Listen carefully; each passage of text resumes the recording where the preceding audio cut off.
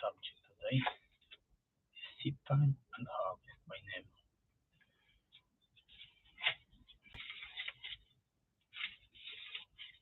I'm gonna do like this.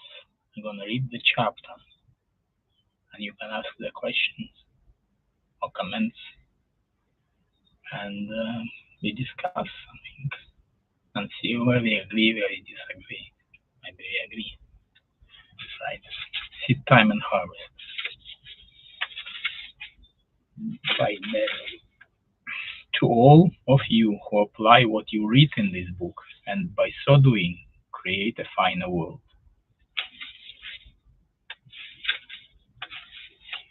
Chapter 1. The End of a Golden String. I give you the end of a golden string. Only wind it into a ball. It will lead you in at heaven's gate, built in Jerusalem's wall. Blake.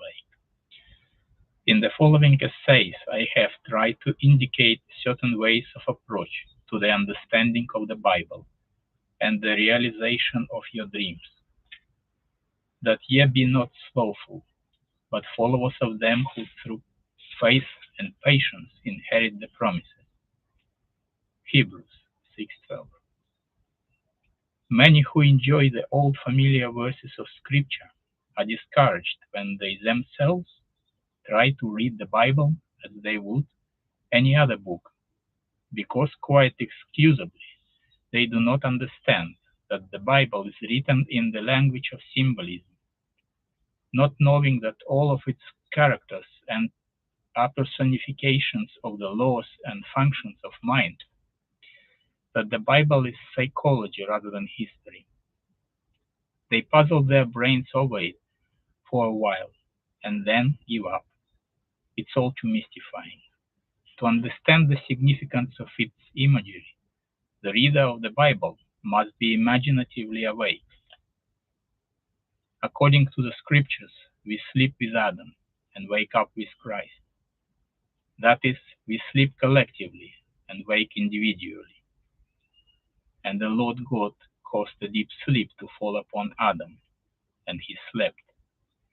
Genesis 2:21.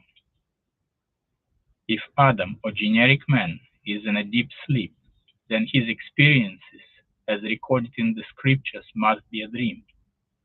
Only he who is awake can tell his dream, and only he who understands the symbolism of dreams can interpret the dream. And they said one to another, did not our heart burn within us while he talked to us, with us, by the way, and while he opened to us the Scriptures? Luke 24:32. The Bible is a revelation of the laws and functions of mind, expressed in the language of that twilight realm into which we go when we sleep. Because the symbolical language of this twilight realm is much the same for all men, the recent explorers of this realm, human imagination, call it the collective unconscious. The purpose of this book, however, is not to give you a complete definition of biblical symbols or exhaustive interpretations of its stories. All I hope to have done is to have indicated the way in which you are most likely to succeed in realizing your desires.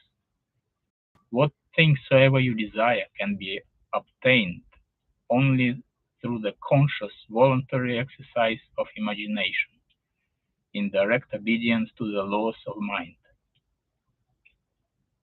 Somewhere within this realm of imagination, there is a mood, a feeling of the wish fulfilled, which, if appropriated, means success to you. This realm, this Eden, your imagination, is vaster than you know and repays exploration. I give you the end of a golden string. You must wind it into a ball.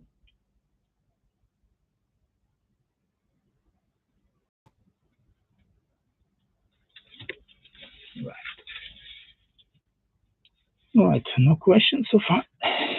Well,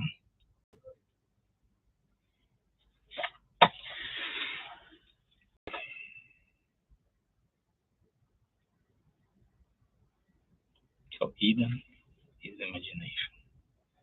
That's an interesting analogy.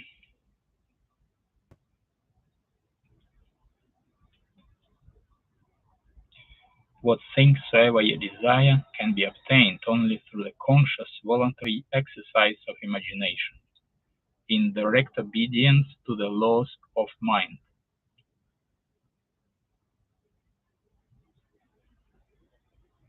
So it seems we have to learn how to consciously and voluntarily use our imagination in direct obedience to the laws of mind. So we need to learn what laws of mind are. Right. I give you the end of a golden string. And the golden string is conscious voluntary exercise of imagination. Chapter 2. The Four Mighty Ones. And the river went out of Eden to water the garden, and from thence it was parted, and became into four heads. Genesis 2:10. And every one had four faces. Ezekiel 10:14. I see four men loose, walking in the midst of the fire, and they have no hurt. And the form of the fourth is like the Son of God. Daniel 3:25. Four mighty ones are in every man. Lake. The four mighty ones constitute the selfhood of man, or God in man. There are four mighty ones in every man, but these four mighty ones are not four separate beings, separated one from the other, as are the fingers of his hand. The four mighty ones are four different aspects of his mind, and differ from one another in function and character, without being four separate selves, inhabiting one man's body. The four mighty ones may be equated with the four Hebrew characters, Yod, A, Waw, A, which form the four-lettered mystery name of the creative power, derived from and combining within itself the past, present, and future forms of the work to be. The tetragrammaton is revered as the symbol of the creative power in man, I am. The creative four functions in man reaching forth to realize its actual material phenomena, qualities latent in itself. We can best understand the four mighty ones by comparing them to the four most important characters in the production of a play. All the words a stage, and all the men and women merely players. They have their exits and their entrances, and one man in his time plays many parts. As you like it, Act 2, Scene 7. The producer, the author, the director, and the actor are the four most important characters in the production of a play. In the drama of life, the producer's function is to suggest the theme of a play.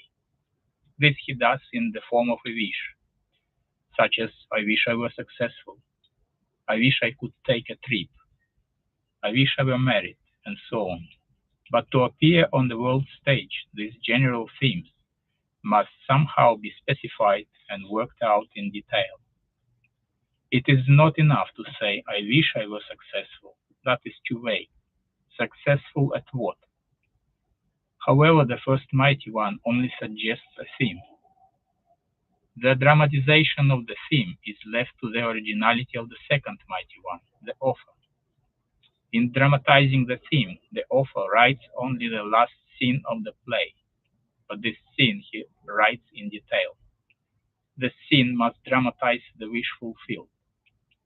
He mentally constructs a lifelike a scene, as lifelike a scene as possible of what he would experience had he realized his wish. When the scene is clearly visualized, the author's work is done.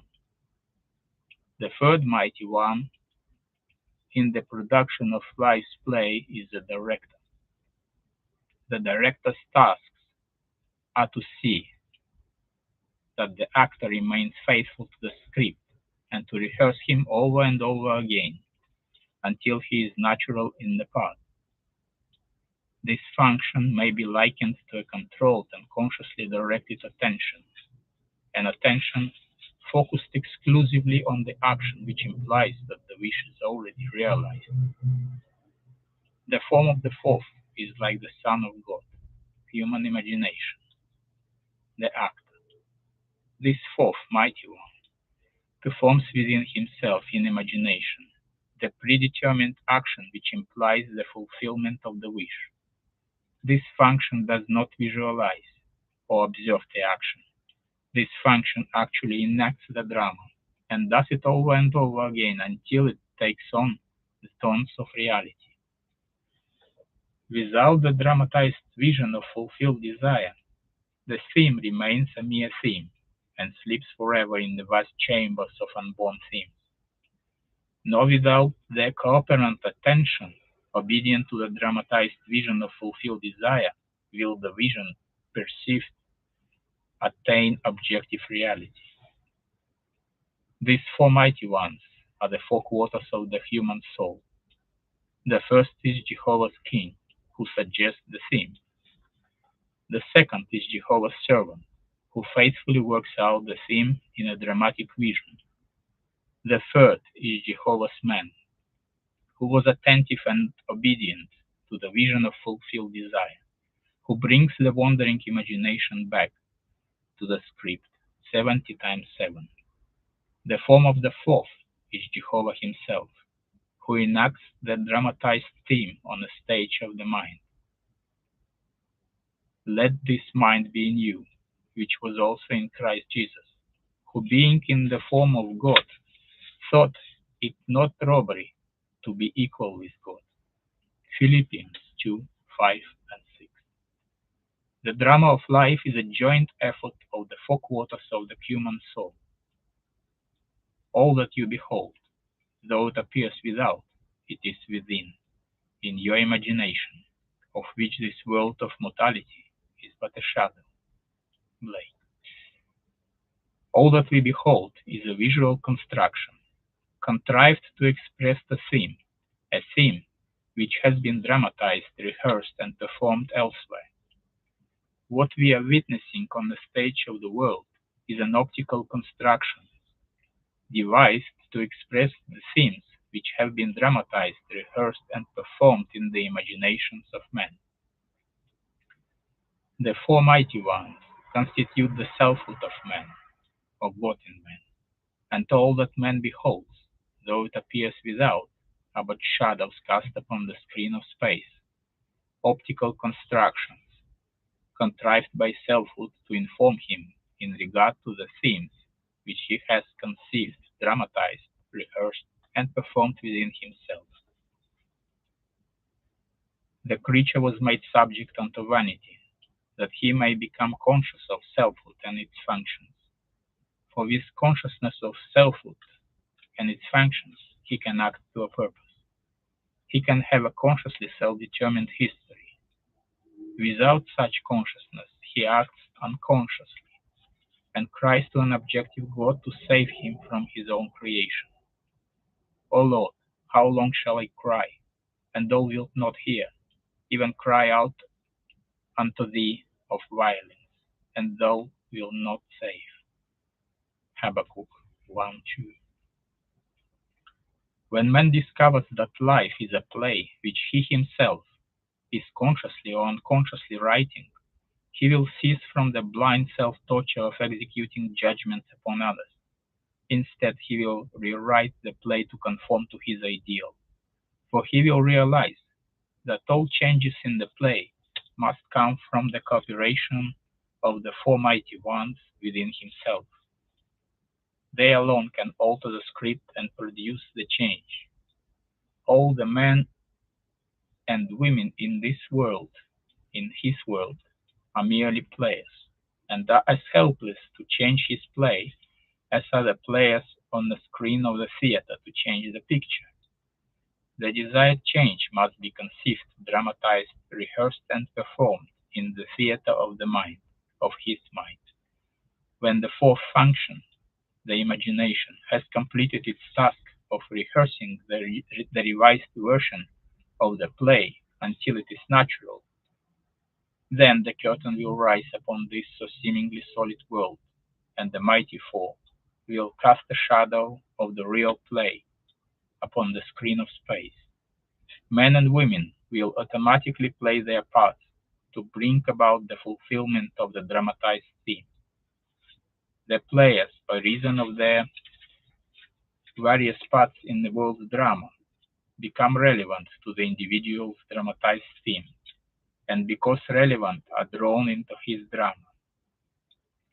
They will play their parts, faithfully believing all the while that it was they themselves who initiated the parts they play. This they do because thou, Father, art in me, and I in thee, I in them, and thou in me.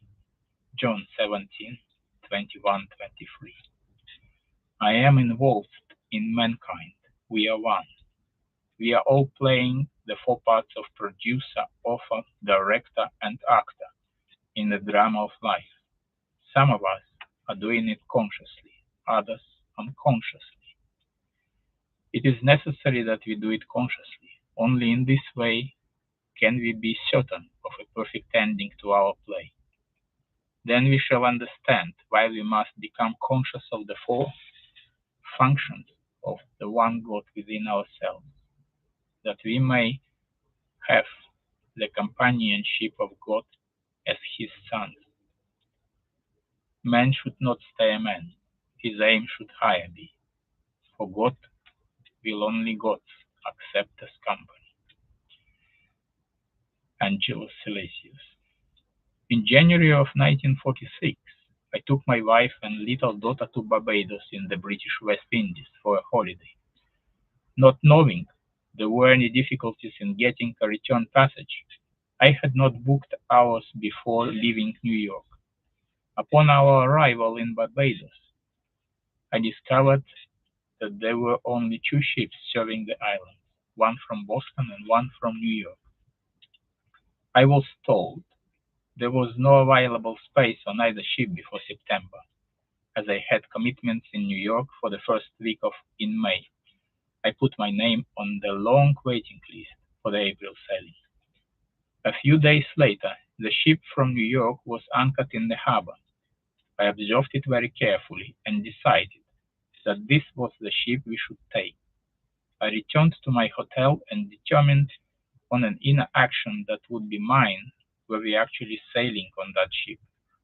I settled down in an easy chair in my bedroom to lose myself in this imaginative action. In Barbados, we take a motor launch or rowboat out into the deep harbor when we embark on a large steamer. I knew I must catch the feeling that we were sailing on that ship.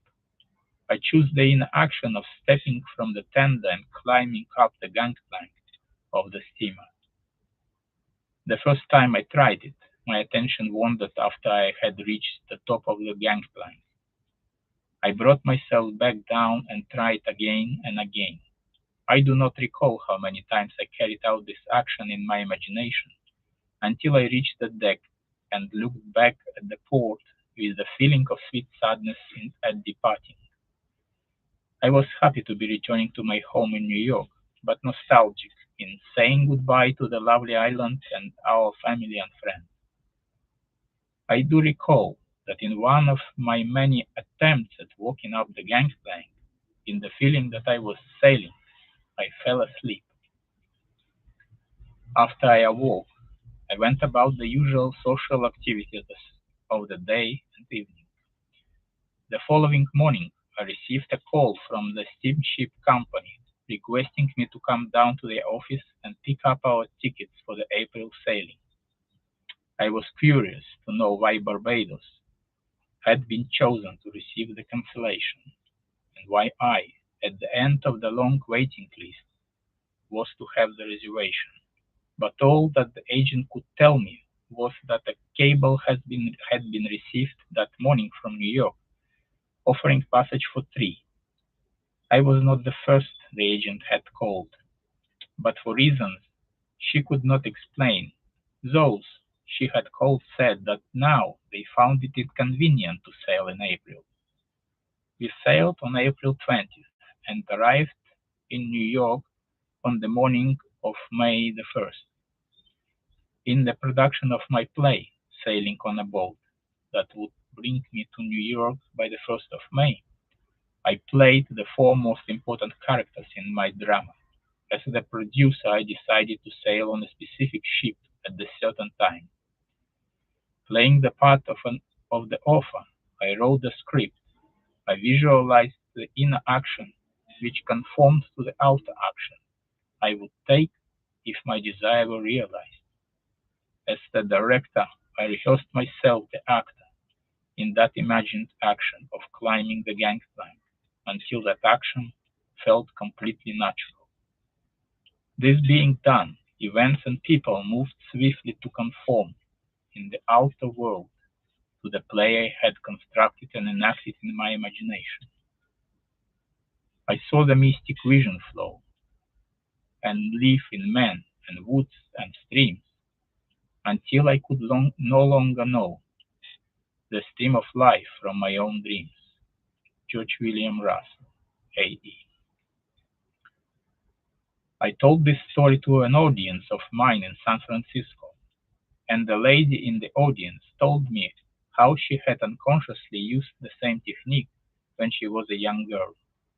The incident occurred on Christmas Eve. She was feeling very sad and tired and sorry for herself. Her father, whom she adored, had died suddenly. Not only did she feel this loss at the Christmas season, but necessity had forced her to give up her planned college years and to go to work. This rainy Christmas Eve, she was riding home on a San Diego streetcar. The car was filled with gay chatter of happy young people home for the holiday. To hide her tears from those around her, she stood on the open part at the front of the car and turned her face into the skies to mingle her tears with the rain.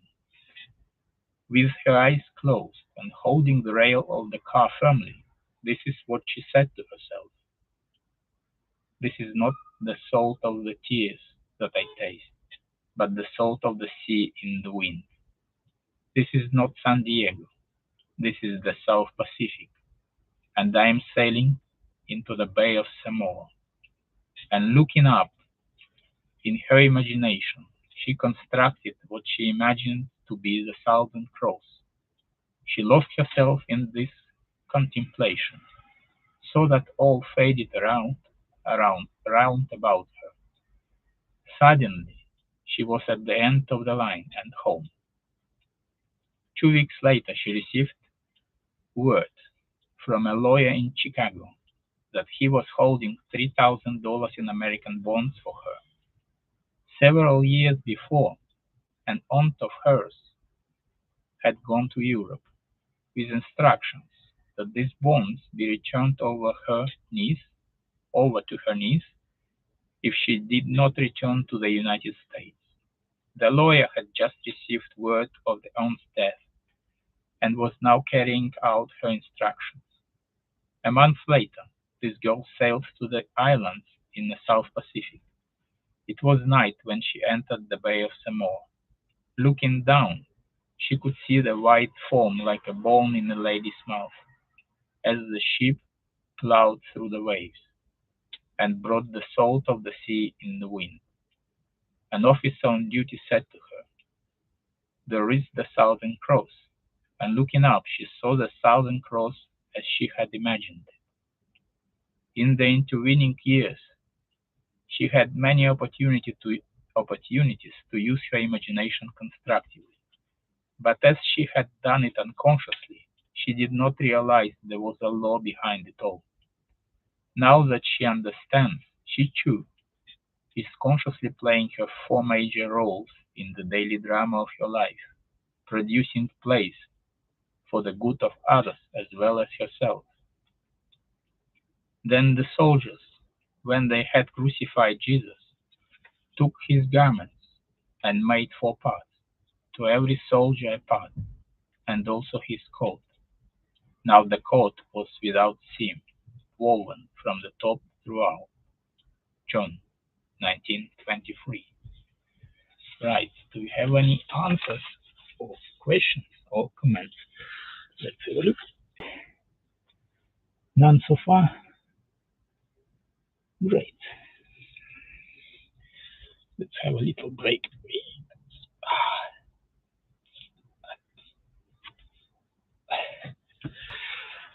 Stretch. Right. Chapter 3. The gift of faith. And the Lord had respect unto Abel and to his offerings. But unto Cain and to his offering he had not respect. Genesis 4:4 and 5. If we search the scriptures, we will become aware of a far deeper meaning in the above quotation than that which a literal reading would give us. The Lord is none other than your own consciousness. Say unto the children of Israel, I am has sent me unto you. Exodus 3:14. I am is the self-definition of the Lord. Cain and Abel, as the grandchildren of the Lord, can only be personifications of two distinct functions of your own consciousness. The author is really concerned to show the two contrary states of the human soul. And he has used two brothers to show these states. The two brothers represent two distinct outlooks on the world possessed by everyone. One is the limited perception of the senses, and the other is an imaginative view of the world. Cain, the first view, is a passive surrender to appearances and an acceptance of life on the basis of the world without, a view which inevitably leads to unsatisfied longing or to contentment with delusions. Abel, the second view, is a vision of fulfilled desire, lifting man above the evidence of the senses to that state of relief where he no longer pines with desire. Ignorance of the second view is a soul on fire. Knowledge of the second view is the wing whereby it flies to the heaven of fulfilled desire. Come, eat my bread and drink of the wine that I have mingled. Forsake the foolish and live. Proverbs 9:56. In the Epistle to the Hebrews, the writer tells us that Abel's offering was faith, and states, the author, without faith it is impossible to please him. Hebrews 11:6. Now faith is the substance of the things hoped for, the evidence of things not seen. Through faith we understand that the worlds were framed by the word of God, so that things which are seen were not made of things which do appear. Hebrews 11:1-3. Cain offers the evidence of the senses which consciousness the Lord rejects, because acceptance of this gift is a mold of the future, as a mold of the future would mean the fixation and perpetuation of the present state forever.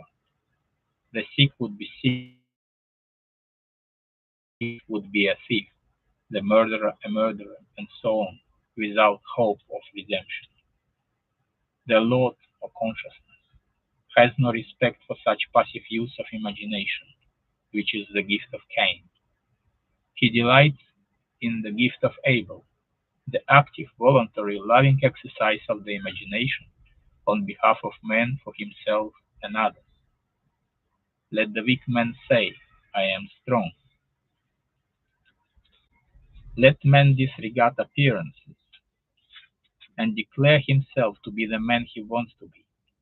Let him imagine beauty where his senses reveal ashes, joy where they testify to mourning, riches where they bear witness to poverty.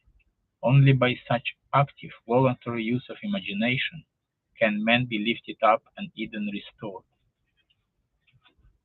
The ideal is always waiting to be incarnated, but unless we ourselves offer the ideal to the Lord, our consciousness, by assuming that we are already that which we seek to embody, it is incapable of birth.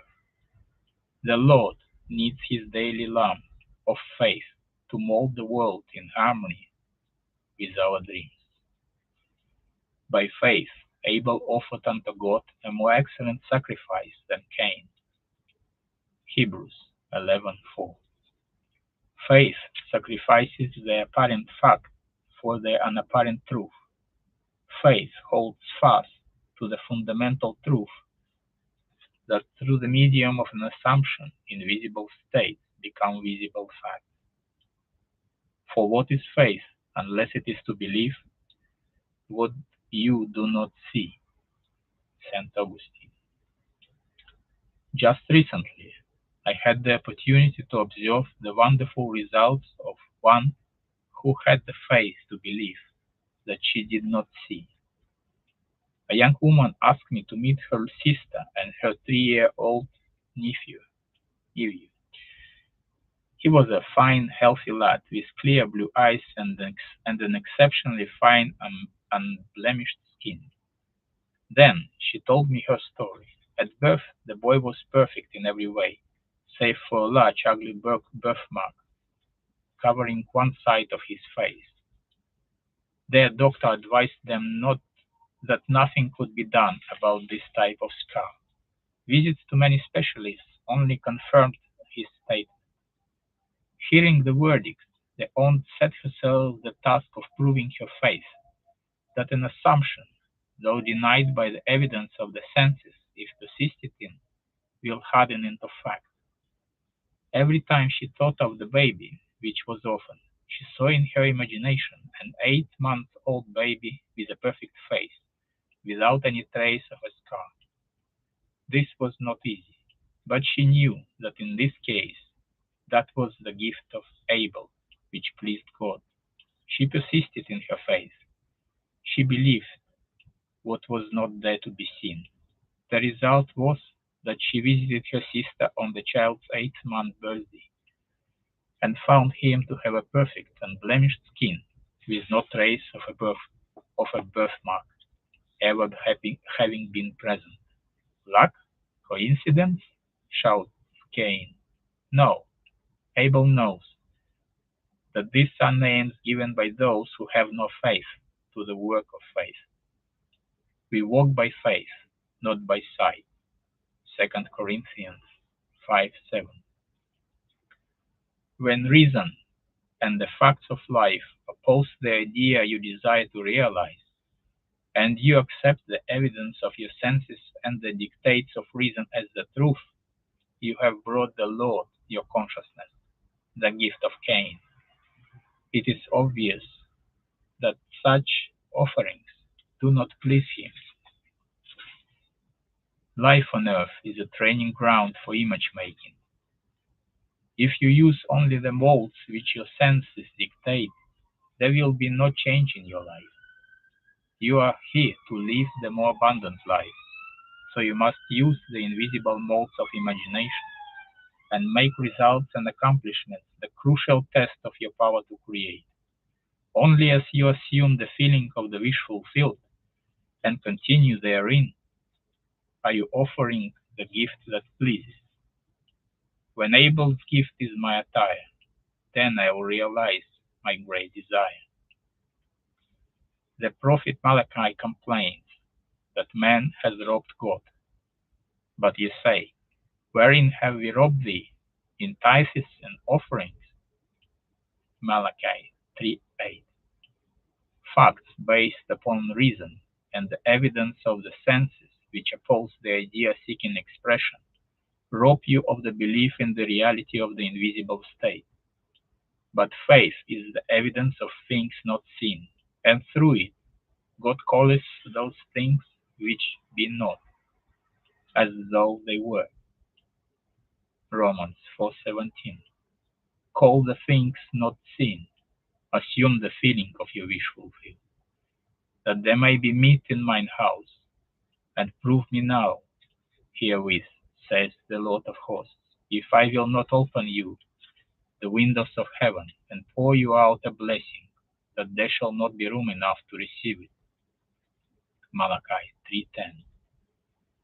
This is the story of a couple living in Sacramento, California, who refused to accept the evidence of their senses, who refused to be robbed in spite of a seeming loss. The wife had given her husband a very valuable wristwatch. The gift doubled its value because of the sentiment he attached to it. They had a little ritual with the watch. Every night as he removed the watch, he gave it to her and she put it away in a special box in a bureau. Every morning she took the watch and gave it to him to put on. One morning the watch was missing. They both remembered playing their usual parts the night before. Therefore the watch was not lost or misplaced, but stolen. Then and there, they determined not to accept the fact that it was really gone. They said to each other, "This is an opportunity to practice what we believe." They decided that in their imagination they would enact their customary ritual as though the watch were actually there. In his imagination, every night, the husband took off the watch and gave it to his wife, while in her imagination she accepted the watch and carefully put it away. Every morning she removed the watch from its box and gave it to her husband, and he in turn put it on. This they did faithfully for 2 weeks. After their 14-day vigil, a man went into the one and only jewelry store in Sacramento, where the watch would be recognized. As he offered a gem for appraisal, the owner of the store noticed the wristwatch he was wearing. Under the pretext of needing a closer examination of the stone, he went into an inner office and called the police. After the police arrested the man, they found in his apartment over $10,000 worth of stolen jewelry. In walking by faith, not by sight, this couple attained their desire, the watch, and also aided many others in regaining what had seemed to be lost forever. If one advances confidently in the direction of his dream, and endeavors to live the life which he has imagined, he will meet with a success unexpected in common hours. Thoreau. Right. Do we have any comments, any questions? Oh, I think got something interesting. Let me have a look.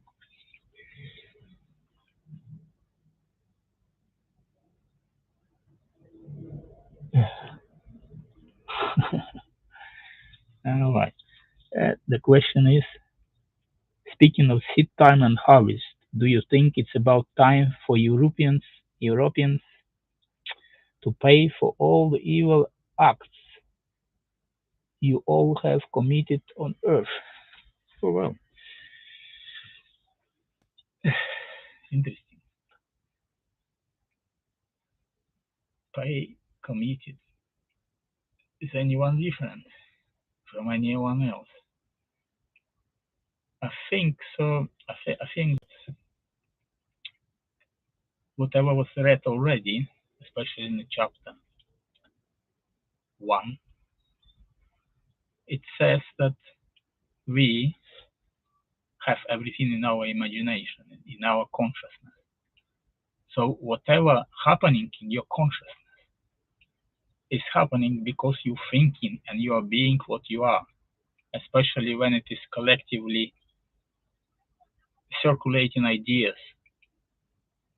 You can blame somebody because basically these people are part of you, part of your consciousness. If they wouldn't be, and why you see it, because you have something similar in you. Basically, I would say if you got some jealousy in you, you're gonna notice jealousy in others, and you're gonna blame them for jealousy. But you only see it because you got it in yourself. And and however stupid it may sound, but people are got affection for shit feelings. They like to feel shit. They like to feel bad. They like to blame somebody. That's the problem. Until you change your consciousness, you won't see a better world, and you're gonna blame this, that, another neighbor. That's how it works. Anyway, that's my opinion. You free to have your own and live your own in your own world, but mind me, your world won't change until you change your opinion about it, because your world is a continuation of your consciousness and reflects who you are. Right? Any other questions? No. Stretch, stretch, stretch. Right. Chapter 4. The scale of being. And he dreamed, and behold, a ladder set up on the earth, and the top of it reached the heaven to heaven. And behold, the angels of God ascending and descending on it. And behold, the Lord stood above it. Genesis 28:12-13. In a dream, in a vision of the night, when deep sleep fell upon Jacob, his inner eye was opened, and he beheld the world as a series of ascending and descending levels of awareness. It was a revelation of the deepest mysteries of the world. Jacob saw a vertical scale of ascending and descending values of states of consciousness. This gave meaning to everything in the outer world, for without such a scale of values, there would be no meaning to life. At every moment in time, man stands upon the eternal scale of meaning. There is no object or event that has ever taken place or is taking place now that is without significance. The significance of an object or event for the individual is a direct index to the level of his consciousness. You are holding this book, for example. On one level of consciousness, it is an object in space. On a higher level, it is a series of letters on paper, arranged according to certain rules. On a still higher level, it is an expression of meaning. Looking outwardly, you see the book first, but actually the meaning comes first. It occupies a higher grade of significance than the letter arrangement on paper or the book as an object in space. Meaning determines the arrangement of letters. The arrangement of letters only expresses the meaning. The meaning is invisible and above the level of the visible arrangement of letters. If there had been no meaning to be expressed, no book would have been written and published. And behold, the Lord stood above it.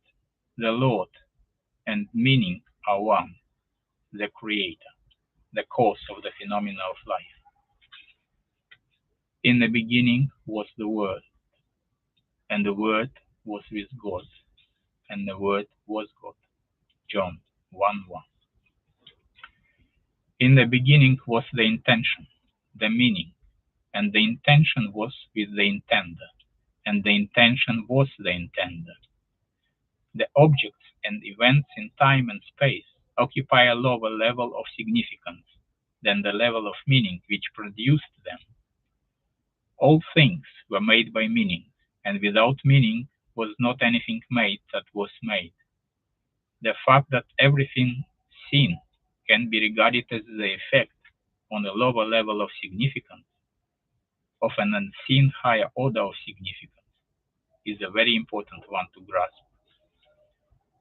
Our usual mode of procedure is to attempt to explain the higher levels of significance why things happen in terms of the lower levels, what and how things happen.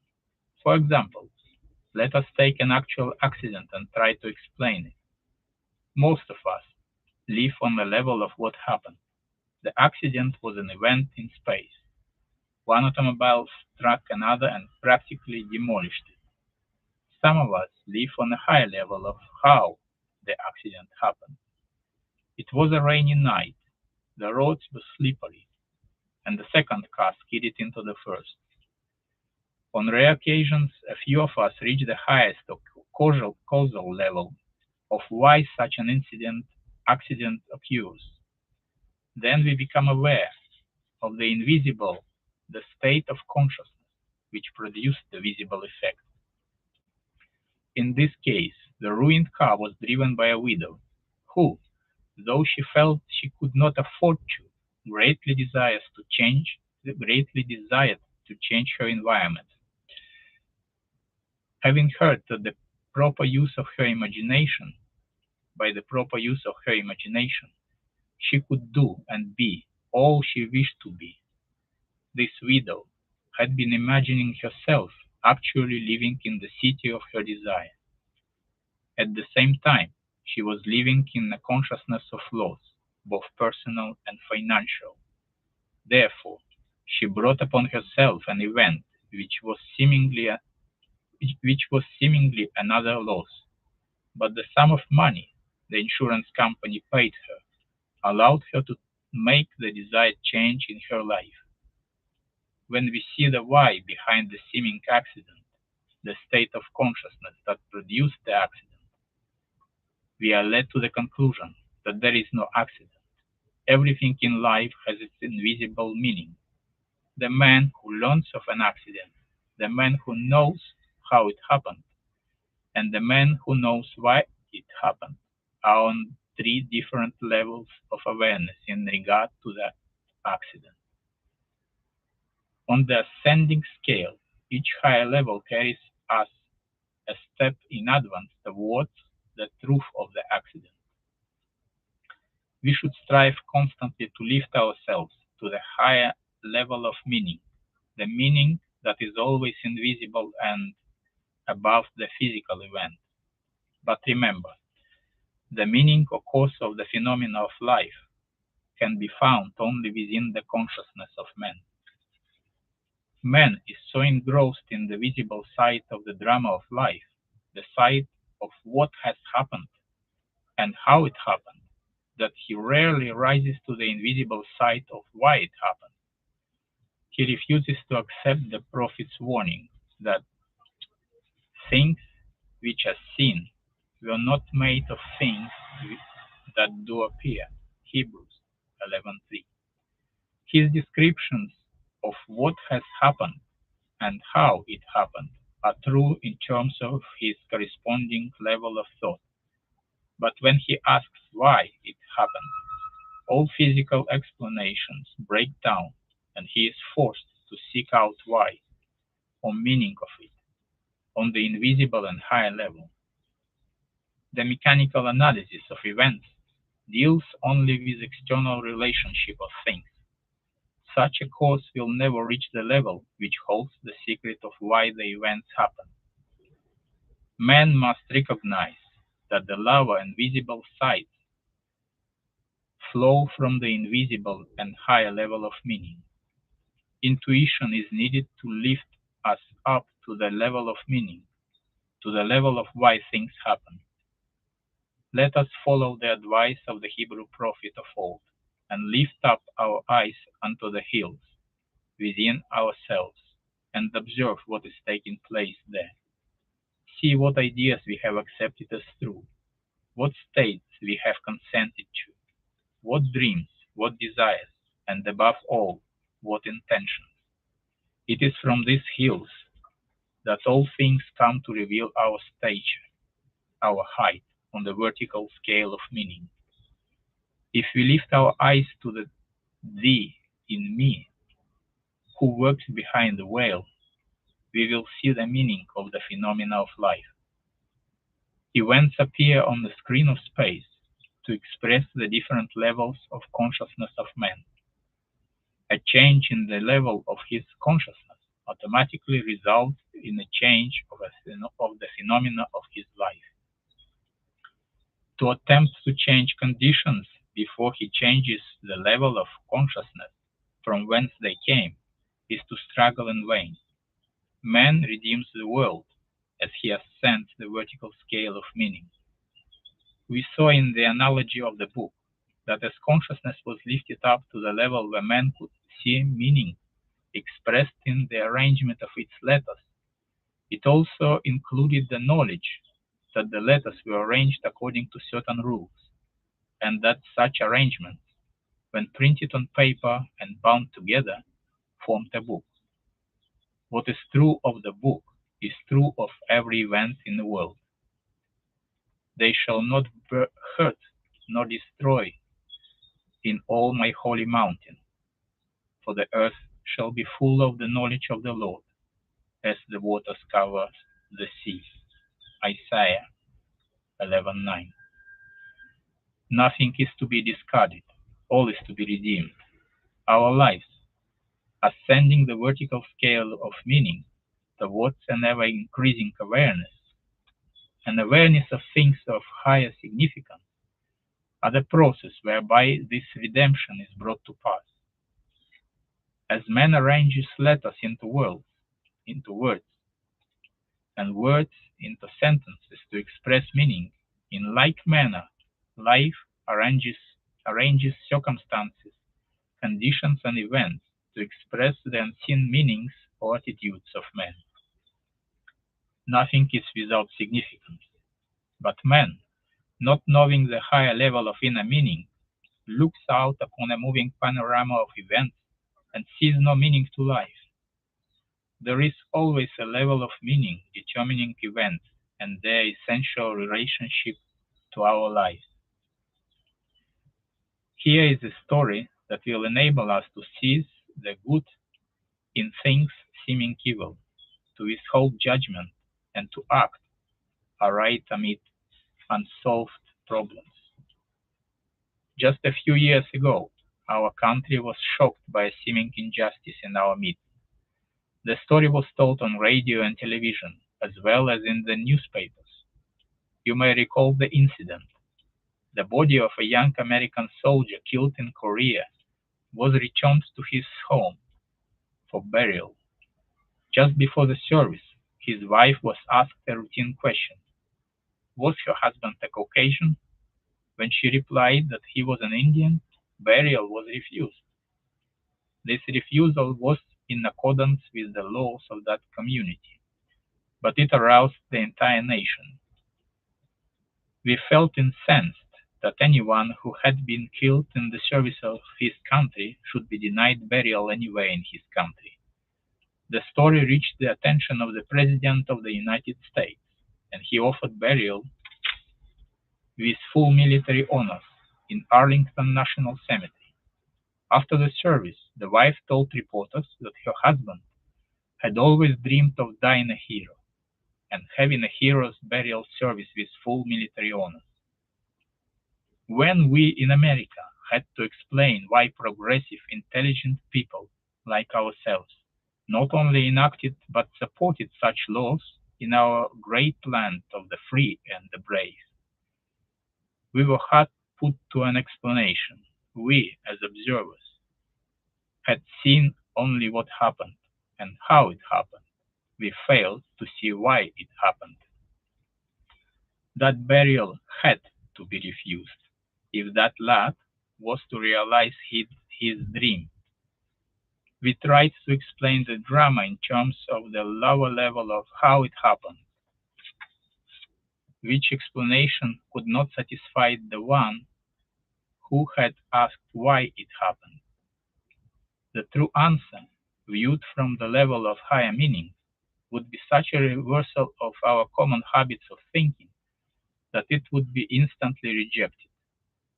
The truth is that future states are causative of present facts. The Indian boy dreaming of a hero's death with full military honors was like Lady Macbeth transported beyond this ignorant present, and could feel now the future in the instant, and by it he being dead yet speaketh. Hebrews 11:4. Right. Any more questions? No, just one. Good. Time to stretch.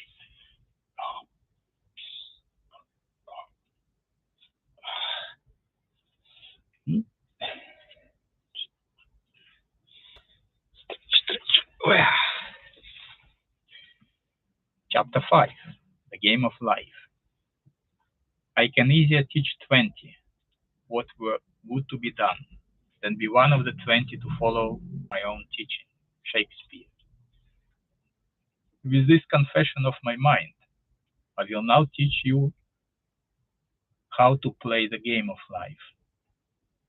Life is a game, and like all games, it has its aims and its rules.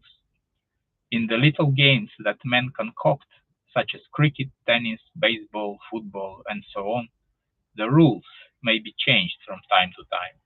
After the changes are agreed upon, men must learn the new rules and play the game within the framework of the accepted rules. However, in the game of life, the rules cannot be changed or broken.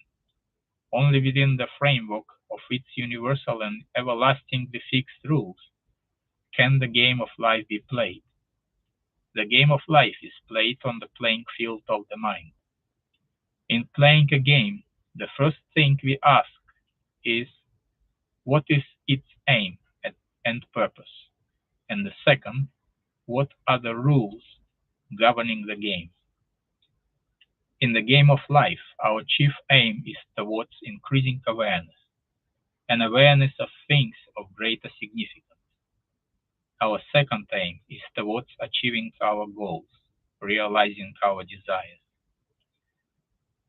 As to our desires, the rules reach only so far as to indicate the way in which we should go to realize them, but the desires themselves must be the individual's own concern. The rules governing the game of life are simple, but it takes a lifetime of practice to use them wisely. Here is one of the rules. As he thinketh in his heart, so is he. Proverbs 23:7. Thinking is usually believed to be a function entirely untrammeled and free, without any rules to constrain it. But that is not true. Thinking moves by its own processes in a bounded territory, with definite paths and patterns. Thinking follows the tracks laid down in one's own inner conversations. All of us can realize our objectives by the wise use of mind and speech. Most of us are totally unaware of the mental activity which goes on within us. But to play the game of life successfully, we must become aware of our every mental activity. For this activity, in the form of inner conversations, is the cause of the outer phenomena of our life. Every idle word that men shall speak, they shall give account thereof in the day of judgment. For by thy words thou shalt be justified, and by thy words thou shalt be condemned. Matthew 12:36-37. The law of the word cannot be broken. A bone of him shall not be broken. John 19:36. The law of the word never overlooks an inner word, nor makes the smallest allowance for our ignorance of its power.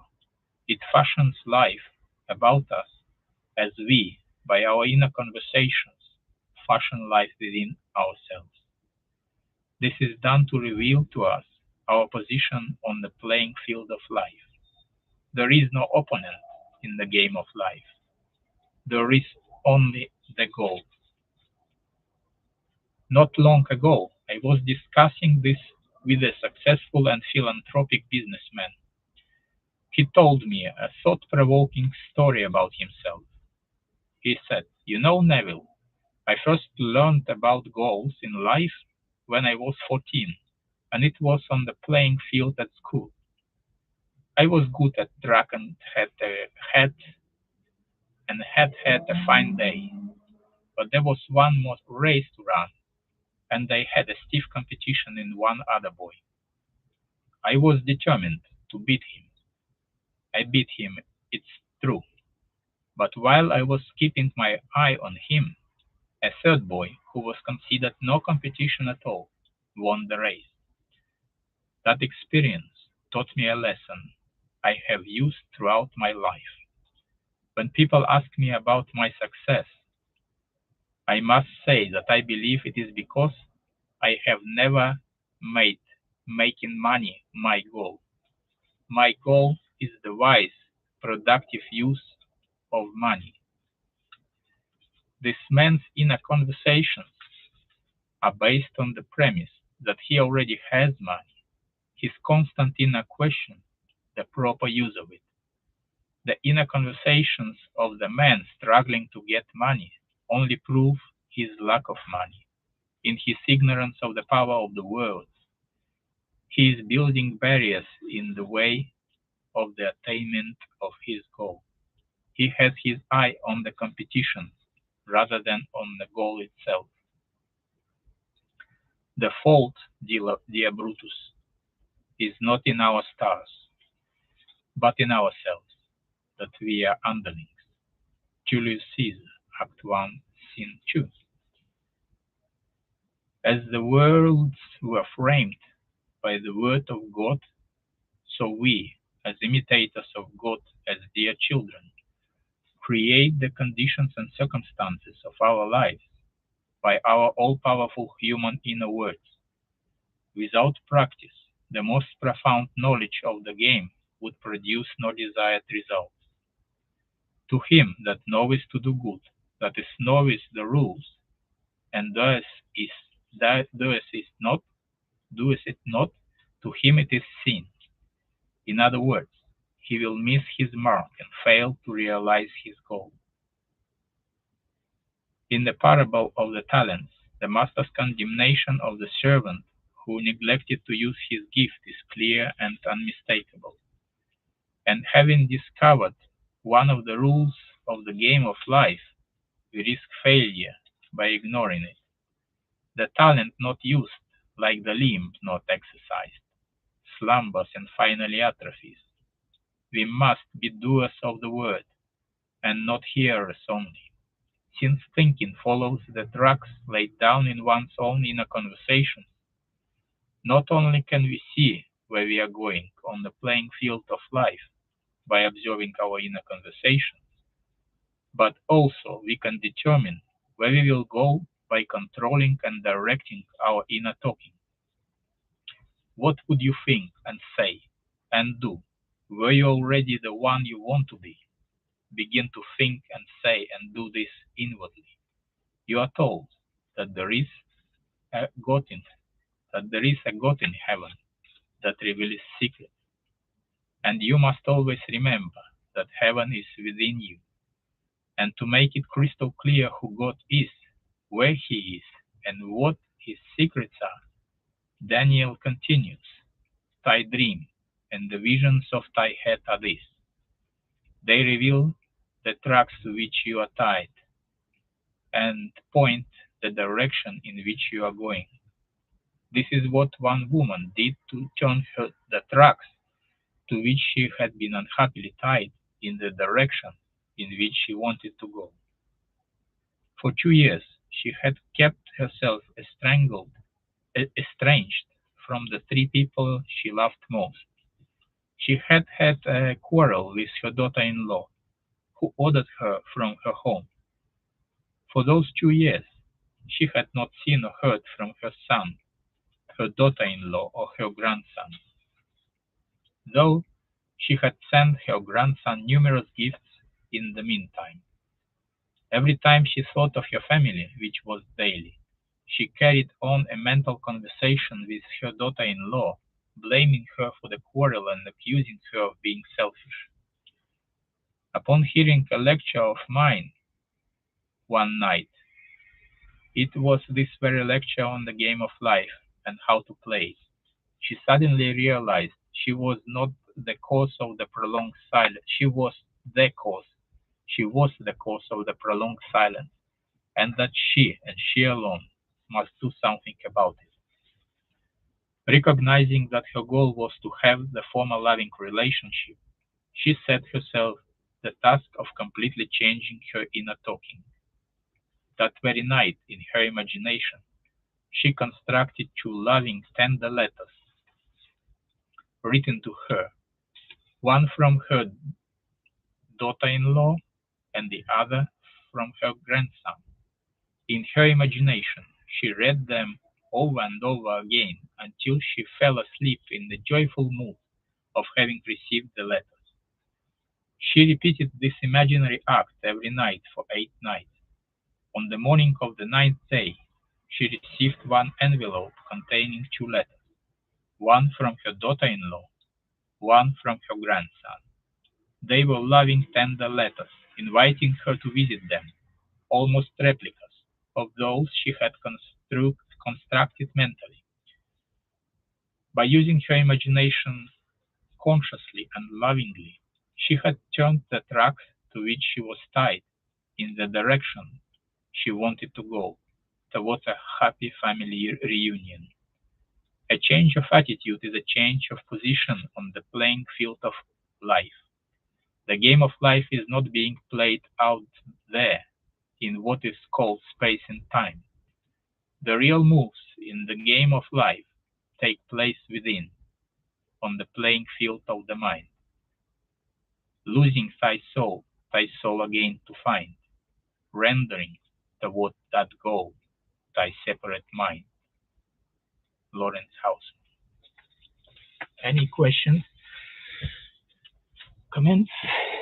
Well, nothing. Oh, stretch. Oh, stretch. Squat.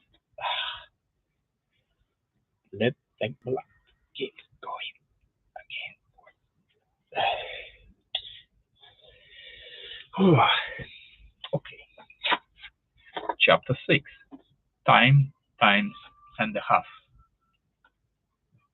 And one said to the man, clothed in linen, which was upon the waters of the river, How long shall it be to the end of these wonders?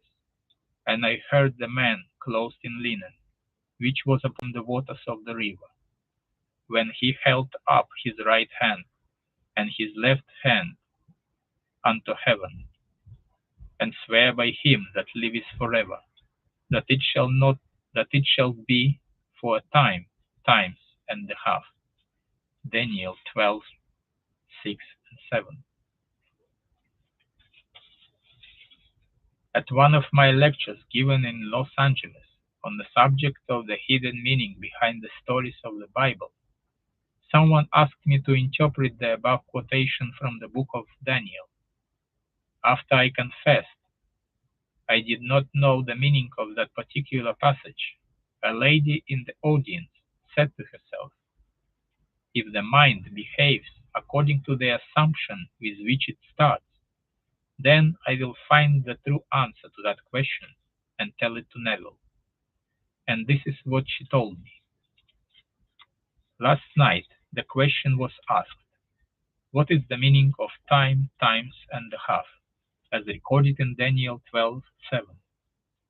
Before going to sleep last night, I said to myself, now there is a simple answer to this question, so I will assume that I know it, and while I am sleeping, my greater self will find the answer and reveal it to my lesser self in dream or vision. Around 5 a.m., I awakened. It was too early to rise, so remaining in bed, I quickly fell into that half-dreamy state between waking and sleeping. And while in that state, a picture came into my mind of an old lady. She was sitting in a rocking chair and rocking back and forth, back and forth. Then a voice, which sounded like your voice, said to me, "Do it over and over and over again until it takes on the tones of reality." I jumped out of bed and reread the 12th chapter of Daniel, and this is the intuitive answer I received. Taking the 6th and 7th verses, for they constituted last night's question, I felt that if the garments with which biblical characters are clothed correspond to consciousness, as you teach, then linen must represent consciousness indeed.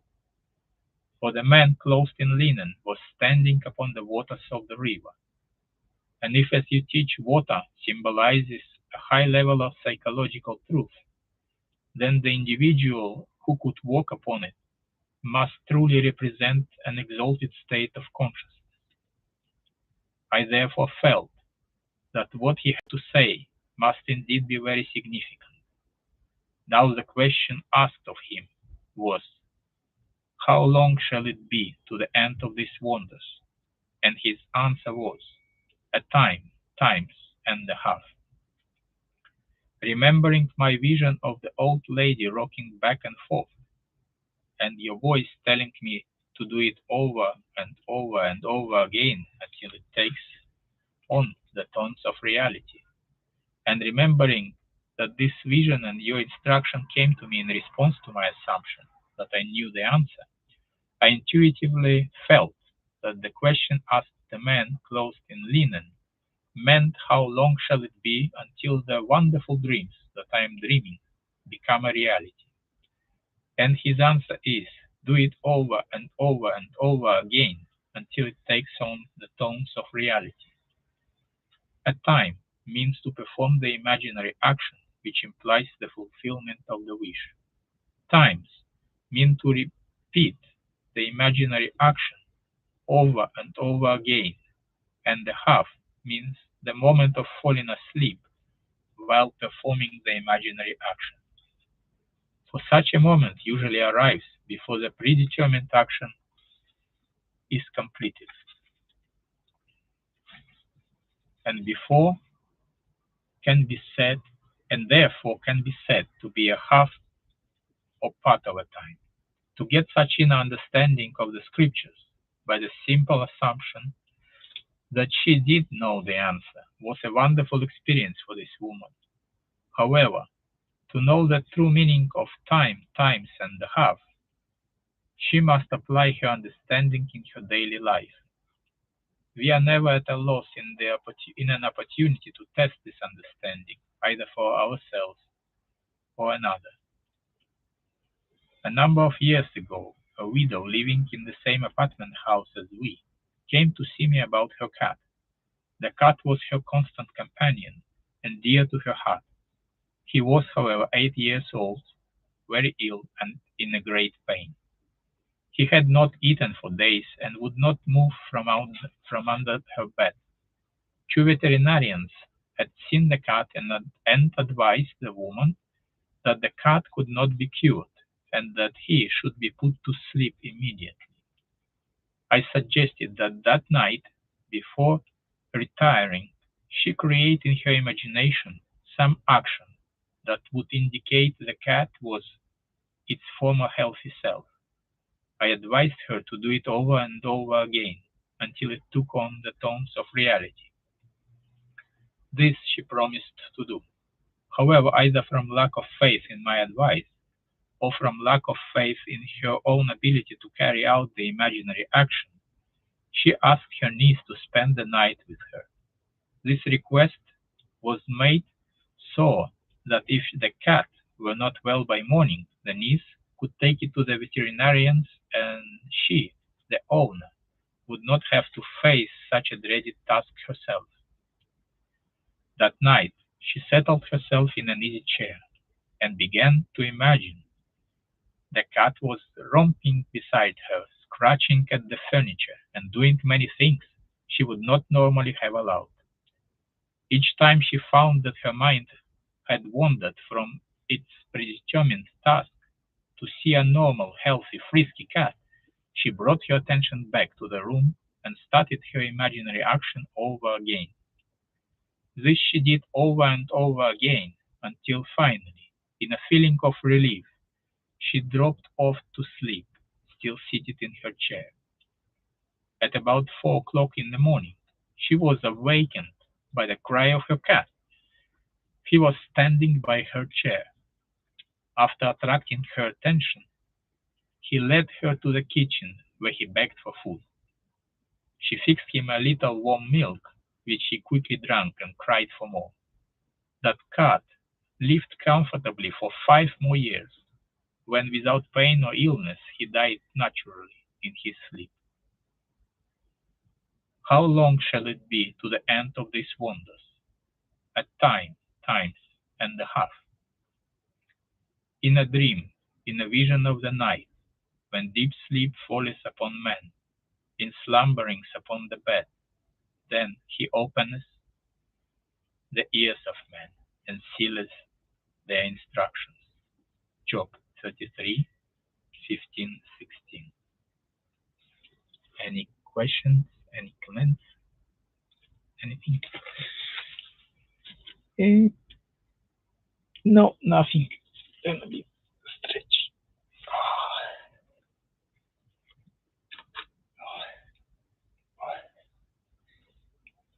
Right.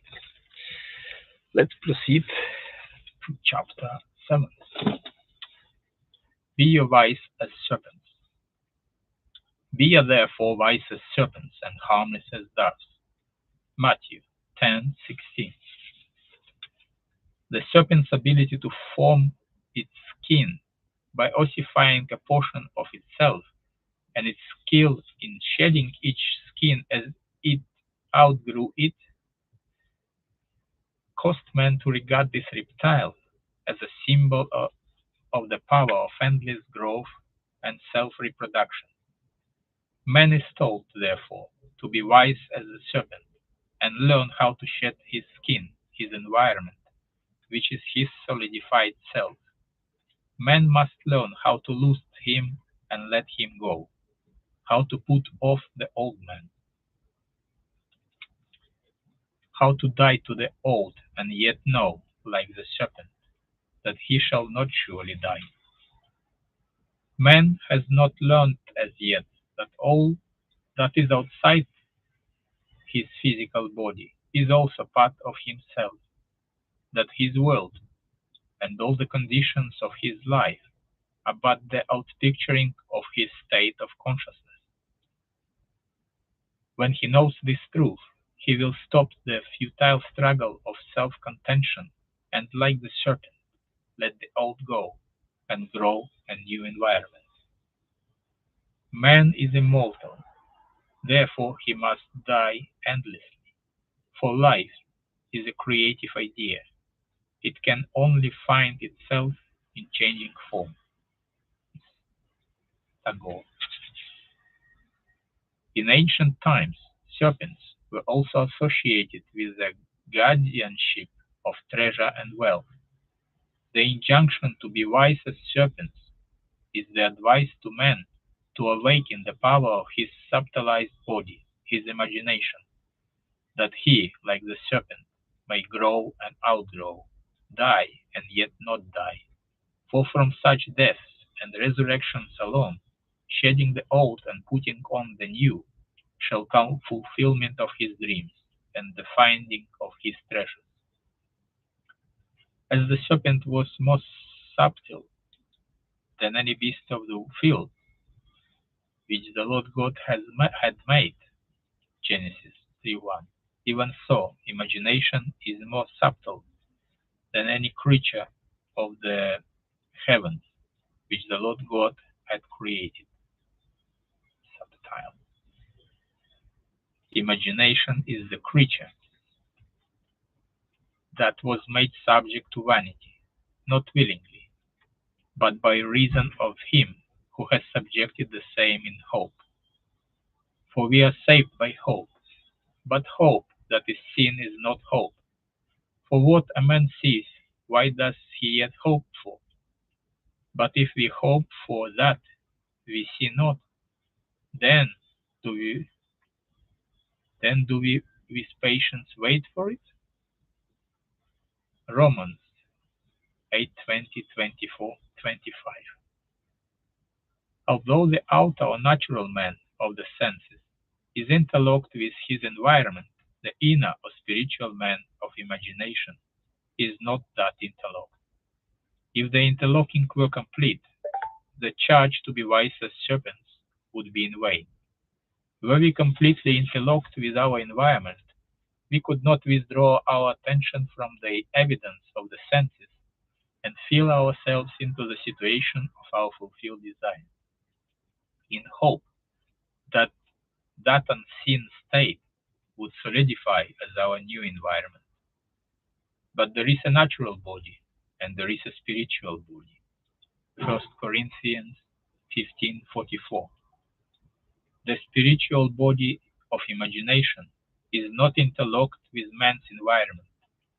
The spiritual body can withdraw from the outer man of sense and environment and imagine itself to be what it wants to be.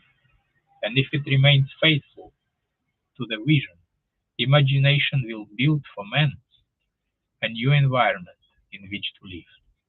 This is what is meant by the statement, I go to prepare a place for you, and if I go and prepare a place for you, I will come again and receive you unto myself, that where I am, there may be also. John 14:2-3. The place that is prepared for you need not be a place in space. It can be health, wealth, companionship, anything that you desire in this world. Now, how is the place prepared? You must first construct as lifelike a representation as possible of what you would see and hear and do if you were physically present and physically moving about in that place. Then, with your physical body immobilized, you must imagine that you are actually in that place and are seeing and hearing and doing all that you would see and hear and do if you were physically there.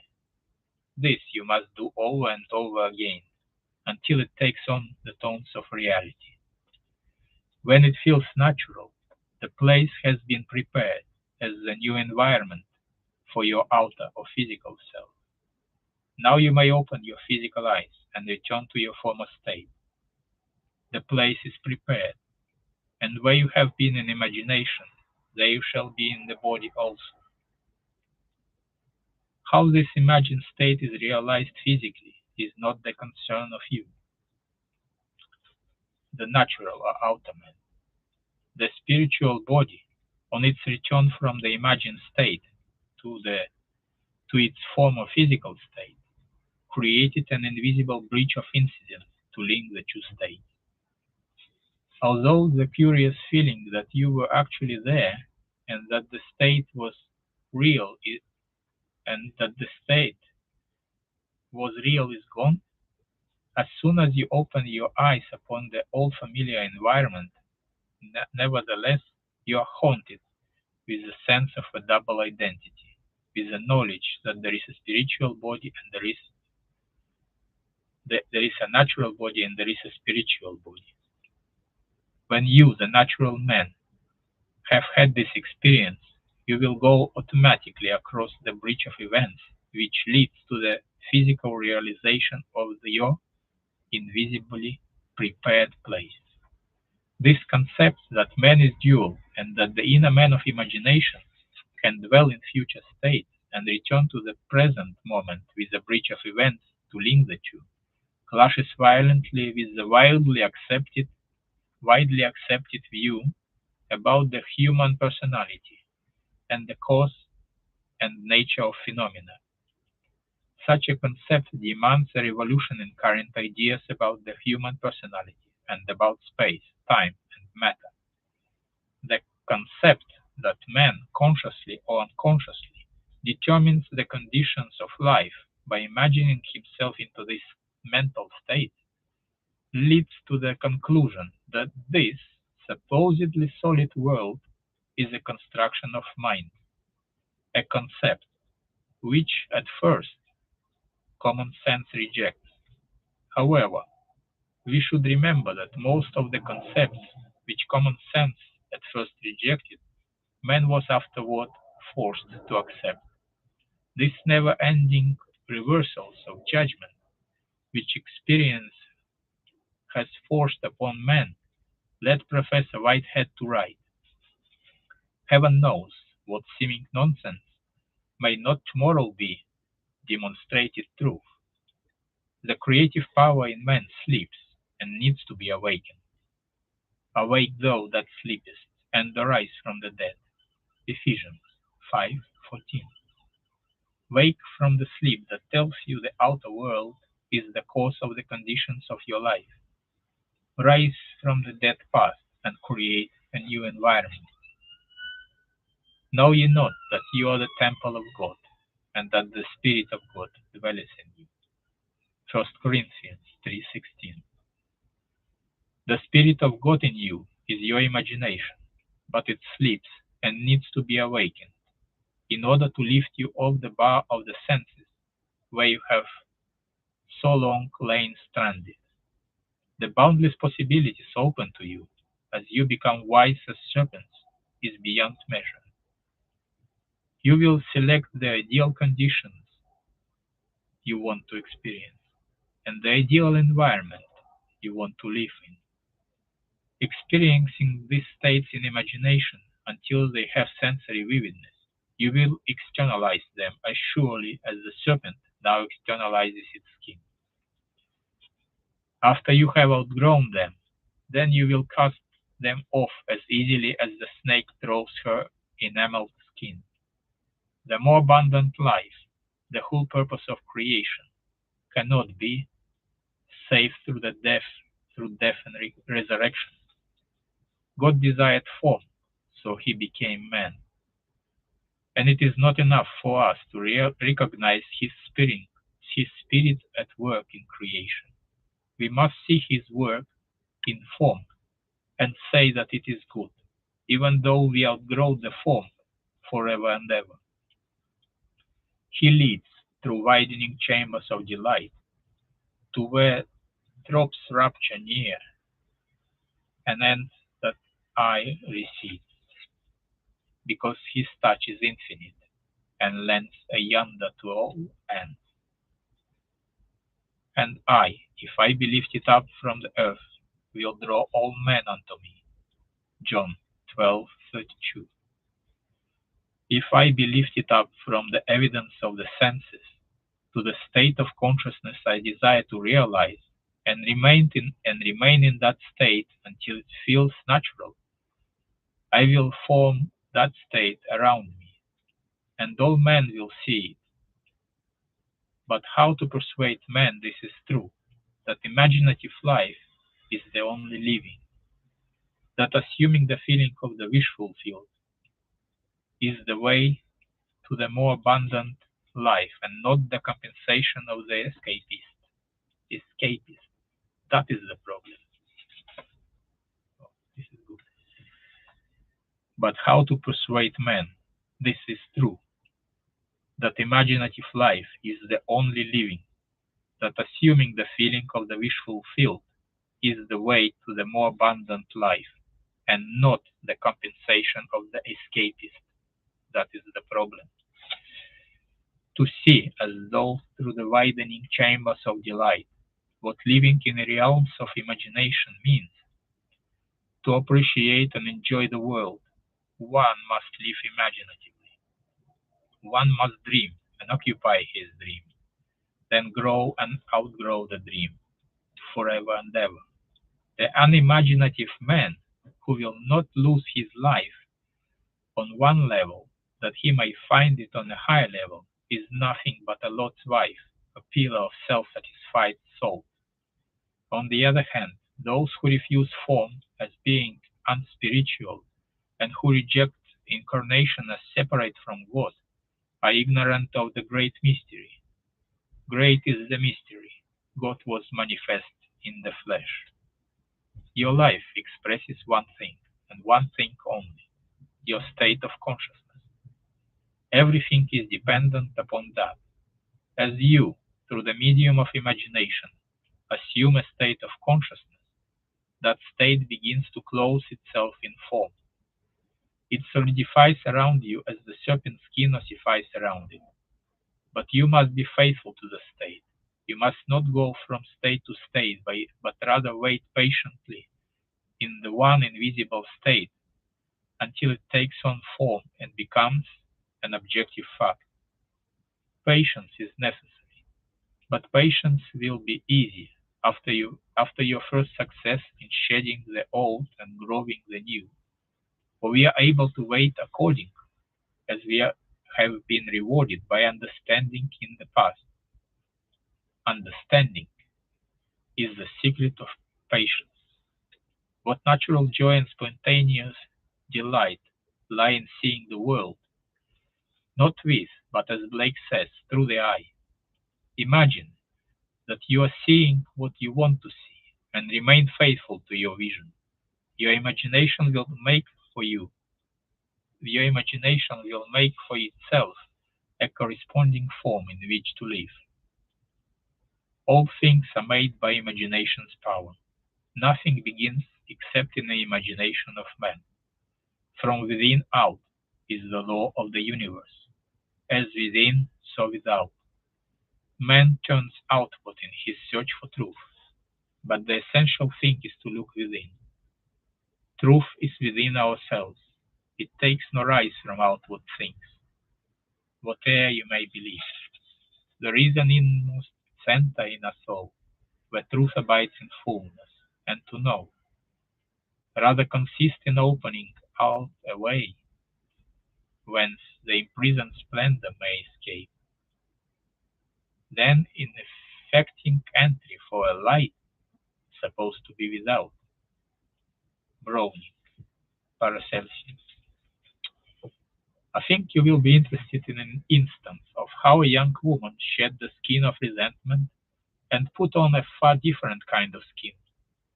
The parents of this woman had separated when she was 6 years old, and she had lived with her mother. She rarely saw her father, but once a year he sent her a $5 check for Christmas. Following her marriage, he did increase the Christmas gift to $10. After one of my lectures, she was dwelling on my statement that man's suspicion of another is only a measure of his own deceitfulness, and she recognized that she had been harboring a resentment towards her father for years. That night, she resolved to let go her resentment and put a formed reaction in its place. In her imagination, she felt that she was embracing her father in the warmest way.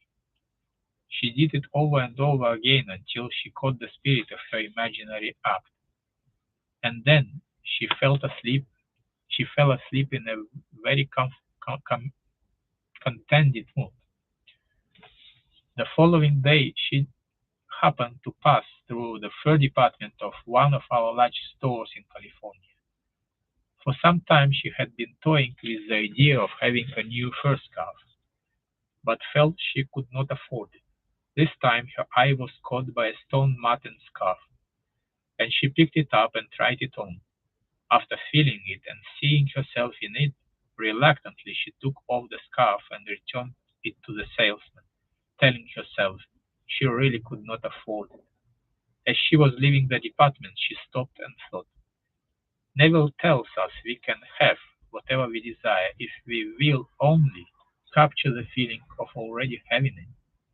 In her imagination, she put the scarf back on, felt the reality of it, and went about her shopping, all the while enjoying the imagined wearing of it. This young woman never associated these two imaginary acts. In fact, she had almost forgotten what she had done until a few weeks later, on Mother's Day, the doorbell rang unexpectedly. There was her father. As she embraced him, she remembered her first imaginary action. As she opened the package he had brought her, the first gift in these many years, she remembered her second imaginary action, for the box contained a beautiful stone marten scarf. Ye are gods, and all of you are children of the Most High. Psalms 82:6. Be ye therefore wise as serpents and harmless as doves. Right. Little break. Any comments? Any questions?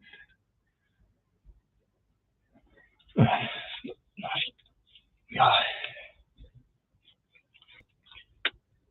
Oh, long sitting makes bones quick. Here something accumulates. Right. Let's continue. Chapter 8. The water and the blood. Except a man be born again, he cannot see the kingdom of God. But one of the soldiers with a spear pierced his side, and forthwith came there out blood and water. John 19:34. This is he that came by water and blood, even Jesus Christ, not by water only, but by water and blood. 1 John 5:6. According to the Gospel and the Epistle of John, not only must man be born again, but he must be born again of water and blood. These two inward experiences are linked with two outward rites, baptism and communion. But the two outward rites, baptism to symbolize birth by water, and the wine of communion to symbolize acceptance of the blood of the Savior, cannot produce the real birth or radical transformation of the individual, which is promised to man. The outward use of water and wine cannot bring about the desired change of mind.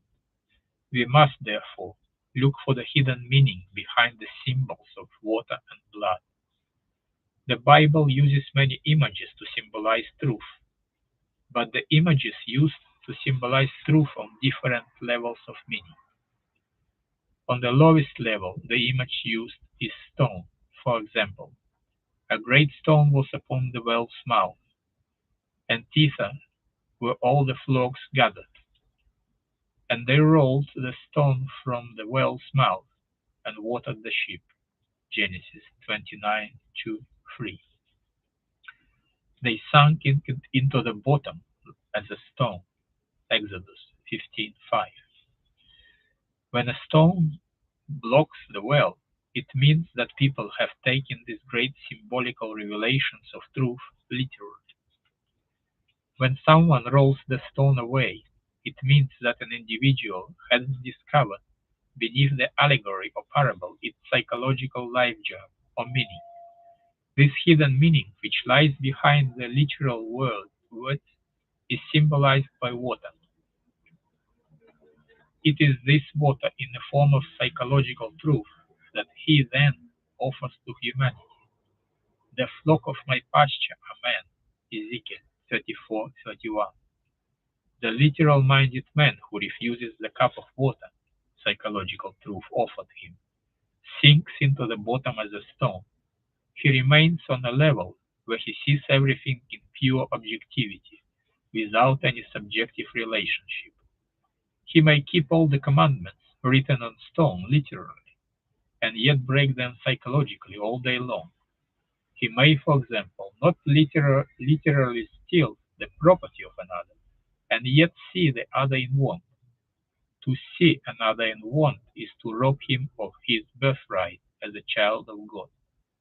For we are all children of the Most High, and if children, then heirs, heirs of God, and joint heirs with Christ.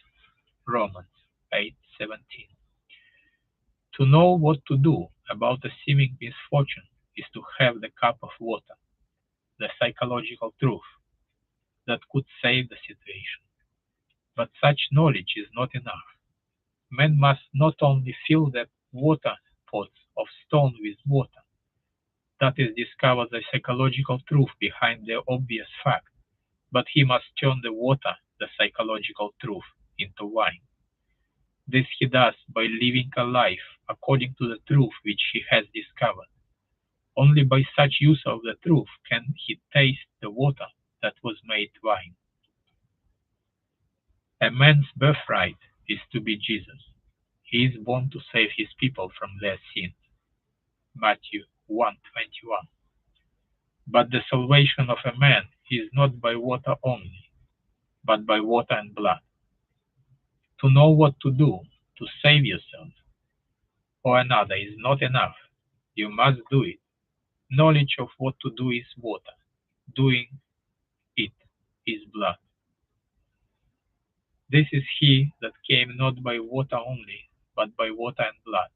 The whole of this mystery is in the conscious, active use of imagination to appropriate that particular state of consciousness that would save you or another from the present limitation.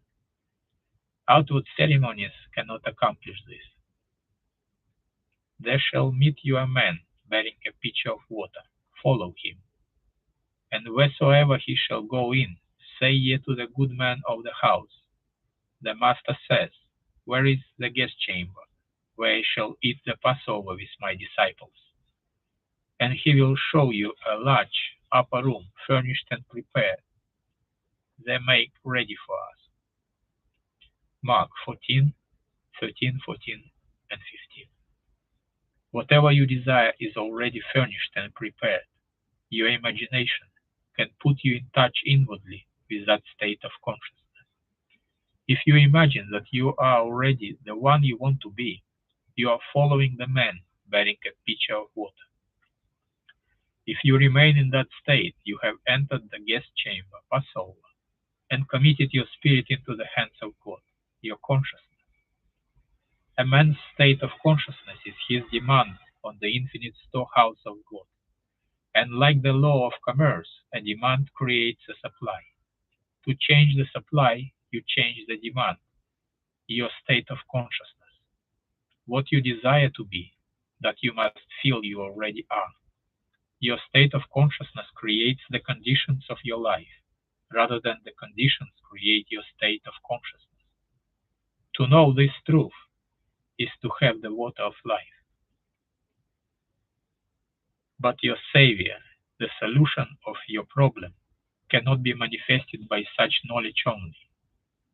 It can be realized only as such knowledge is applied, only as you assume the feeling of your wish fulfilled, and continue therein, is your sight pierced, from whence comes blood and water. In this manner only is Jesus, the solution of your problem, realized. For thou must know that in the government of thy mind, thou art thine own Lord and Master, that there will rise up no fire in the circle or whole circumference of your body and spirit, unless thou awakest it thyself. Jacob M. God is your consciousness. His promises are conditional. Unless the demand, your state of consciousness is changed, the supply, your present conditions of life remain as they are. As we forgive, as we change our mind, the law is automatic. Your state of consciousness is the spring of action, the directing force, and that which creates the supply. If that nation, against whom I have pronounced, turn from their evil, I will repent of the evil that I thought to do unto them, and at what instant I shall speak concerning a nation and concerning a kingdom, to build and to plant it.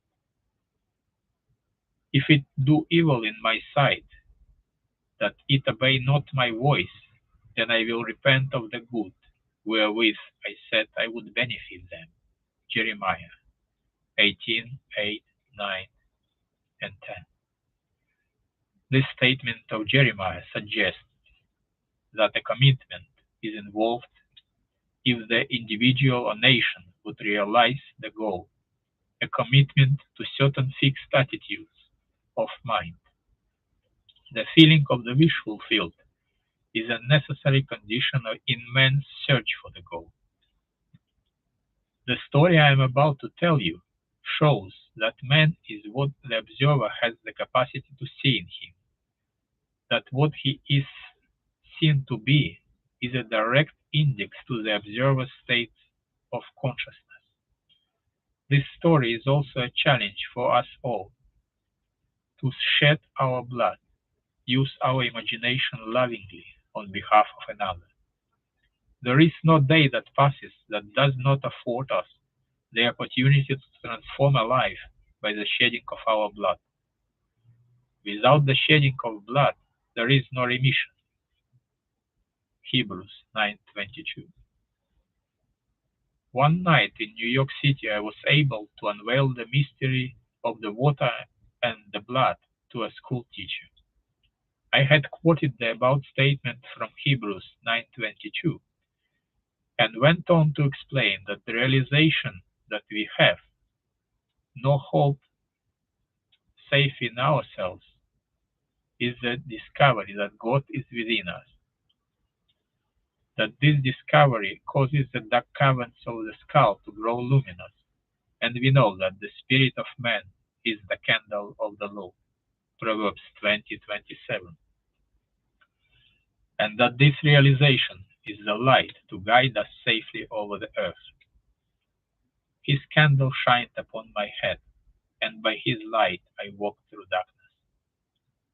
Job 29:3. However, we must not look upon this radiant light of the head as God, for man is the image of God. God appears, and God is light, to those poor souls who dwell in night, but thus a human form display to those who dwell in realms of day. Blay. But this must be experienced to be known. There is no other way, and no other man's experience can be a substitute for our own. I told the teacher that her challenge of attitude in regard to another would produce a corresponding change in the other. That such knowledge was the true meaning of the water mentioned in 1 John 5:6. But that such knowledge alone was not enough to produce the rebirth desired. That such rebirth could only come to pass by water and blood, or the application of this truth. Knowledge of what to do is the water of life, but doing it is the blood of the Savior. In other words, a little knowledge, if carried out in action, is more profitable than much knowledge which we neglect to carry out in action. As I talked, one student kept impinging upon the teacher's mind, but this, thought she, would be a too difficult case on which to test the truth of what I was telling her concerning the mystery of rebirth. All knew, teachers and students alike, that this particular student was incorrigible. The outer facts of her case were these: the teachers, including the principal and school psychiatrist, had sat in judgment on the student just a few days before. They had come to the unanimous decision that the girl, for the good of the school, must be expelled upon reaching her 16th birthday. She was rude, crude, unethical, and used most vile language. The date for dismissal was but a month away. As she rode home that night, the teacher kept wondering if she could really change her mind about the girl, and if so, would the students undergo a change of behavior because she herself had undergone a change of attitude. The only way to find out would be to try. This would be quite an undertaking, for it meant assuming full responsibility for the incarnation of the new values in the student. Did she dare to assume so great a power, such creative, godlike power?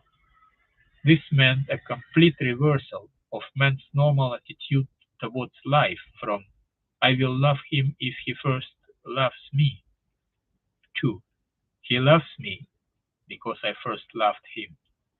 This was too much like playing ghost. We love him because he first loved us. 1 John 4:19.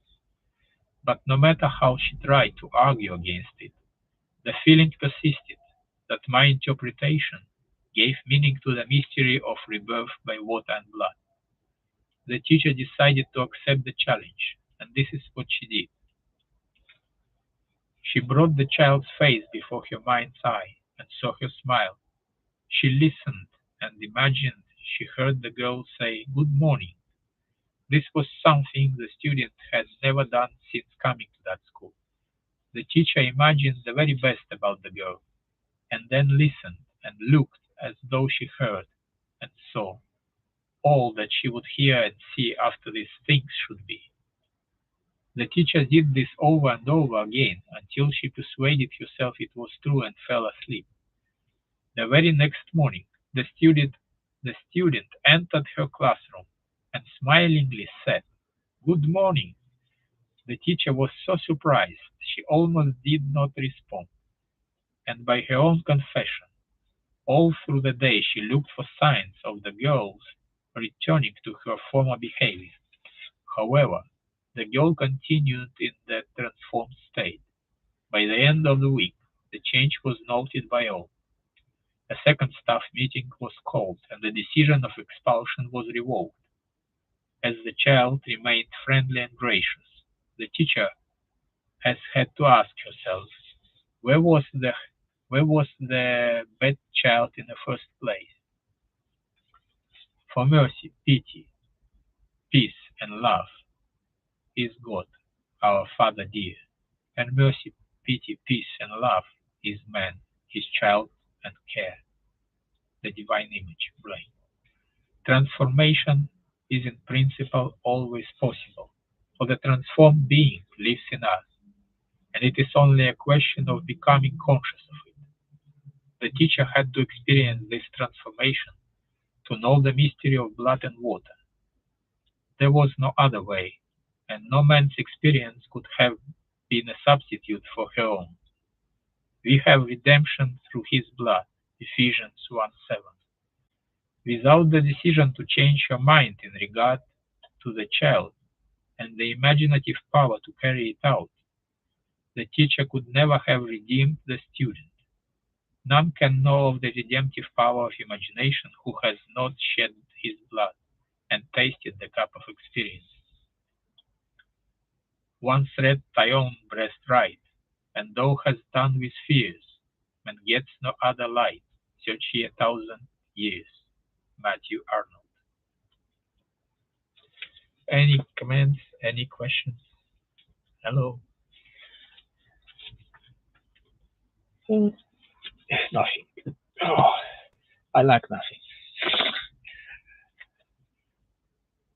Yeah. Ah, and soon we're gonna start chapter 9. If you've been sitting, move a little bit around so your circulation become better. Right. Let's continue. Chapter 9. A mystical view.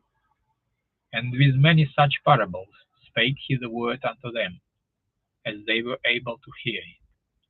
But without a parable spake he not unto them. And when they were alone, he expounded all things to his disciples. Mark 4:33-34. This collection of parables, which is called the Bible, is a revelation of truth, expressed in symbolism to reveal the laws and purposes of the mind of man. As we become aware of deeper meanings in the parables than those which are usually assigned to them, we are apprehending them mystically. For example, let us take a mystical view of the advice given to the disciples in Matthew 10:10. We read that as the disciples were ready to teach and practice the great laws of mind which had been revealed to them, they were told not to provide shoes for their journey. A disciple is one who disciplines his mind that he may consciously function and act on ever higher and higher levels of consciousness. The shoe was chosen as a symbol of vicarious atonement, or the spirit of "let me do it for you," because the shoe protects its wearer and shields him from impurities by taking them upon itself. The aim of the disciple is always to lead himself and others from the bondage of dependency into the liberty of the sons of God. Hence the advice: take no shoes, accept no intermediary between yourself and God. Turn from all who would offer to do for you what you should and could do far better yourself. Earth's cramped with heaven, and every common bush afire with God, but only he who sees takes off his shoes. Elizabeth Barrett Browning. Verily I say unto you, inasmuch as ye have done it unto one of the least of these my brethren, you have done it unto me. Matthew 25:40. Every time you exercise your imagination lovingly on behalf of another, be it good, bad, or indifferent, you have literally done that to Christ, for Christ is awake in human imagination. Through the wise and loving use of imagination, man clothes and fits Christ, and through the ignorant and fearful misuse of imagination, man disrobes and scourges Christ. Let none of you imagine evil in your hearts against his neighbor. Zechariah 8:17 is sound but negative advice. A man may stop misusing his imagination on the advice of a friend. He may be negatively served by the experience of others and learn what not to imagine, but that is not enough. Such lack of use of the creative power of imagination could never clothe and fit Christ. The purple robe of the Son of God is woven not by not imagining evil, but by imagining the good, by the active, voluntary, and loving use of imagination. Whatsoever things are of good report, if there be any virtue, and if there be any praise, think on those things. Philippians 4:8. King Solomon made himself a chariot of the wood of Lebanon. He made the pillars thereof of silver, the bottom thereof of gold, the covering of it of purple, the midst thereof being paved with love. Song of Solomon 3:9 and 10. The first thing we notice is King Solomon made himself. That is what every man must eventually do, make himself a chariot of the wood of Lebanon. By chariot, the writer of this allegory means mind, in which stands the spirit of wisdom, Solomon, controlling the four functions of mind, that they may build a world of love and truth. And Joseph made ready his chariot and went up to meet Israel his father. What tributaries follow him to Rome, to grace in captive bonds his chariot wheels? If man does not make himself a chariot of the wood of Lebanon, then he will be like Queen Mabs. She is the fairy's midwife. Her chariot is an empty hazelnut. The wood of Lebanon was the mystic symbol of incorruptibility. To a mystic, it is obvious what King Solomon made himself. Silver typified knowledge. Gold symbolized wisdom. And purple, a mixture of red and blue, clothed or covered the incorruptible mind with the red of love and the blue of truth. And they clothed him with purple. Mark 15:17. Incarnate, incorruptible, fourfold wisdom, clothed in purple, love and truth, the purpose of man's experience on earth. Love is the sage stone. It takes gold from the cloth. It turns not into old, transforms me of God. Angelus Silesi. That's it. We done the book. Any questions? Any comments? Anything? Let me see. Nothing. So, whoever watched, I hope you enjoyed it. Thank you very much.